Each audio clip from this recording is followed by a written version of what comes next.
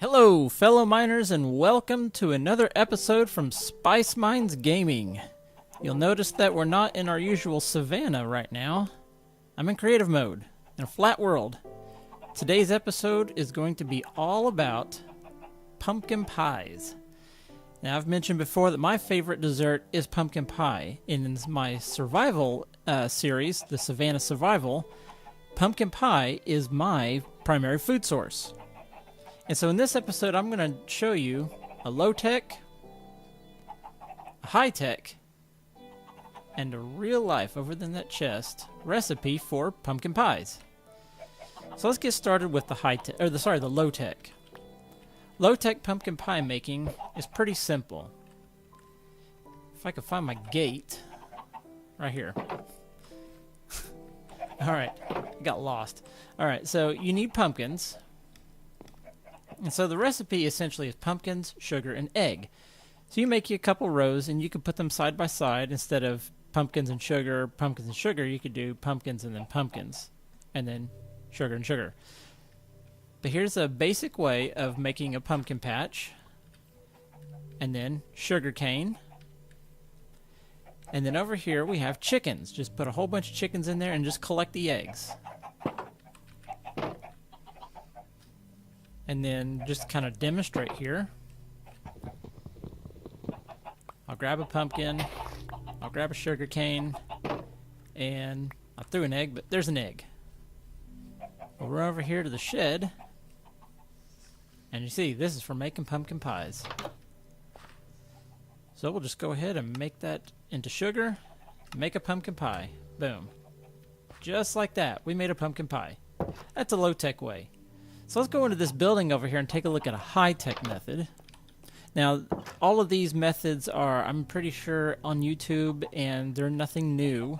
So if you've seen an automated sugarcane farm or an automated pumpkin farm or a chicken egg collector, then this will be nothing new to you. And essentially what we got here, let's start with the sugarcane. Have a trench that has water that goes down to a hopper, and that hopper goes directly into this chest, and where it collects the sugarcane. So you have dirt, you can use sand if you want, and then you plant the sugar cane on that. And when it grows up to where this observer is, it fires off this redstone trail here, or this redstone wire, and it sets off these pistons, and that chops off the sugar cane, and most of it will splash in the water. You'll have some kind of waste here. It'll splash in the water will carry it into the chest, and where you can collect it. It's pretty neat. And this one looks like it recently went off. But over here is where you automate the pumpkins. And essentially what happens here is these are your pumpkin plants, and these are the areas where the pumpkins will grow, right in front of these observers. And when something happens in front of these observers, this piston fires, crushes the pumpkin, and then it's enough for these hoppers to collect that pumpkin and send it into the chest. Now, I got this design from another YouTube user called Impulse SV, and you can look up his video called Smashing Pumpkins, and he details how he made it. But what it is, the sticky piston grabs this observer, which is facing into this block, pulls it down, and when it sees that there's been a block update, it fires a redstone signal, lighting this up, which activates this piston, which smashes the pumpkin. So let me go in here and grab a pumpkin, and I'll just quickly demonstrate it. And we'll just stick that right there, and boom. It went in, and there was the pumpkin. And so you make this as long as you want. I just made this, like six observers long. But you just make it as long as you want, as many pumpkins as you want to collect. And then over here at the eggs, I just got 2 chickens in here. And as far as this particular operation is concerned, your bottleneck is going to be in the pumpkins. So you want to get as many of these as you can, but they can be expensive. You're going to have a lot of sugarcane, and surprisingly, 2 chickens can be productive. They can keep up with this many pumpkins going right here.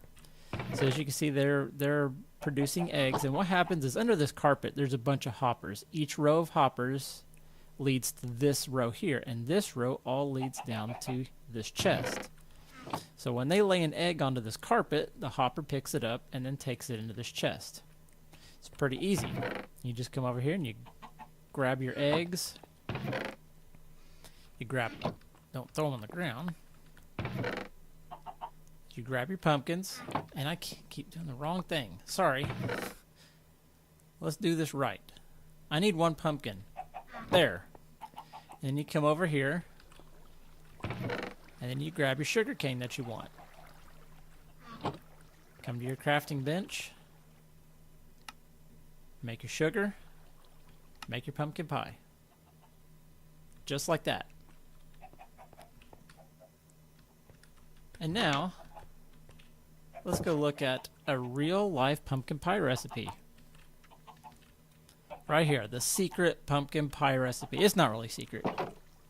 This is the pumpkin pie that I make for myself. I make this year round. This is my favorite pumpkin pie recipe. And here, we'll read it right here. So you need some tools. You'll need a mixing bowl. You'll need a whisk, a saucepan, a spread knife, and a furnace, or an oven with a cooktop. And here's your ingredients. And if I'm going too fast here, just go ahead and pause the video on each page, and you can write everything down or make note, however you want to do it. Take pictures, do whatever you need, screenshots or whatever. You'll need a 15-ounce can of pumpkin puree. Now, you easily could go to the store and buy pumpkin pie mix, put it in a pie crust, heat it up, and you're done. There's nothing wrong with that. Or you can go buy one pre-made. But I challenge you. This is Minecraft. We're miners. We're crafters. So let's craft a pumpkin pie in real life. And maybe you can learn something out of it. So you need pumpkin puree, and instead of using sweetened cream, which is what you typically would use, I use a 14-ounce can of coconut cream. You find that in like the baking area, usually in your grocery store. It come in your typical can like you would find green beans and peas and corn, and it's coconut cream. There's coconut milk, which it's kind of the same thing. If you can find coconut cream, that's great, but just if you can't find coconut cream, just find canned coconut milk. Then you need a 1/3 cup of maple syrup. Now make sure you're using maple syrup and not corn syrup that's colored. It's a lot healthier to use maple syrup and maybe a little more expensive, but you can usually find just regular maple syrup, and it's not terribly expensive. And then a tablespoon of honey. You'll need 2 eggs, a teaspoon of ground cinnamon, a 1/2 teaspoon of ground nutmeg, a 1/2 teaspoon of ground ginger, a 1/2 teaspoon of sea salt, and then a 9-inch pie crust or 2, because you may have overflow with this. And here's how you make the sweetened coconut cream. Instead of making just sweetened cream, which you can go to the store and buy that, I like to make my own. Again, we're crafters. Let's challenge ourselves here. So shake that can of coconut cream until it's all, you can hear it liquidy and watery. It sounds like you're shaking a can of water. You pour that into a saucepan and then heat it up on medium heat until it's almost to a boil. You'll see steam start to rise and maybe just a little bit of rippling of the surface of the cream.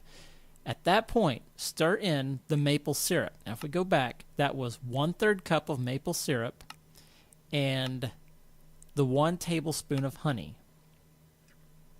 And then you heat it just to a boil. It'll start to steam again, and you'll see bubbles kind of popping up here and there. When it comes to doing that, that's done. So then you want to preheat your oven to 425 degrees Fahrenheit, whisk the pumpkin puree, and then pour in that coconut cream, crack open your eggs, and pour both the white and the yolk in there. Add all your spices and your salt in that medium mixing bowl, and then you whisk it until it's smooth. It'll look like a smooth pie mixture.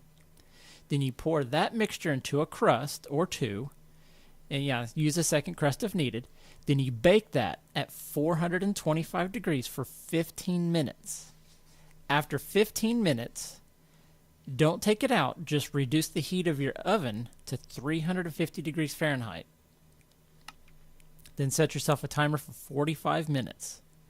And then after 45 minutes, insert a knife into the center of that mixture. And if it comes out clean, meaning there's none of that, there's nothing coming out on the pie or on the knife blade, you're done. But if there's something on that pie blade, sorry, I keep saying pie, on that knife blade, then add an additional 10 minutes. Just leave it in there for 10 more minutes and then try again with the knife. And when that knife comes out clean, take your pie out of the oven, turn your oven off, and then you let it cool for about 30 minutes to serve hot. Or let it cool so you can touch it on the bottom, and then put it in the refrigerator overnight. And then you can eat it cold the next morning. And let me tell you, this is a really good pumpkin pie. And if you're worried about the coconut, you actually do not taste coconut. You'll taste more the maple syrup than you will the coconut and the rest of these spices, of course. But this is a wonderful, wonderful pumpkin pie recipe. I make it throughout the year, and it is by far my favorite. And I challenge you to make it. And if you make it, please comment below. Or if you make any pumpkin pie, if you make one yourself, please comment below and let me know. I'd like to hear that.